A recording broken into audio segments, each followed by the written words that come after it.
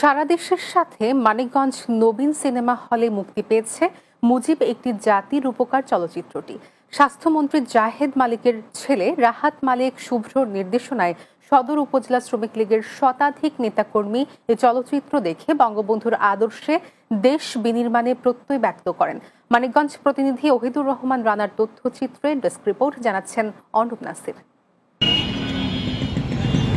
নিপীড়িত বাঙালির মুক্তির জন্য গর্জে উঠেছিল একটি তর্জনী। তার বজ্রবাণীতে জেগে উঠেছিল 7 কোটি বাঙালি, যিনি বাঙালিদের জন্য এনে দিয়েছেন স্বাধীন ভূখণ্ড।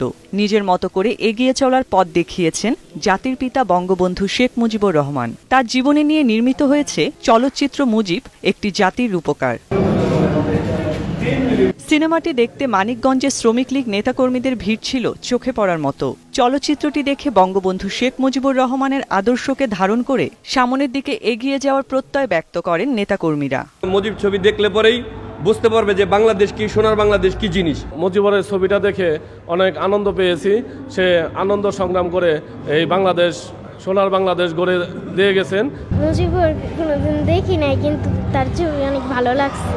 আর বিশেষ করে আরফিন শুভ এবং তকির ভাইয়ার সিনেমাটা, তাদের অভিনয়টা অসাধারণ লেগেছে, অসাধারণ। বঙ্গবন্ধু মুজিবুর রহমানের ছবি চলতেছে, তার অনুসারী হওয়ার জন্য আমি সবাইকে আহ্বান জানাবো, আপনারা হলে এসে সেই ছবিটি দেখুন।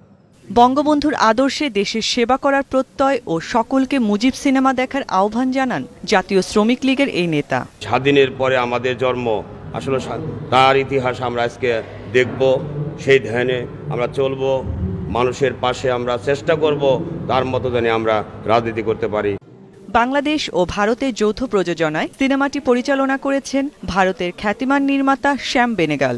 বঙ্গবন্ধুর চরিত্রে অভিনয় করেছেন বাংলাদেশি অভিনেতা Arifin Shuvo. Desk report, Bangla TV.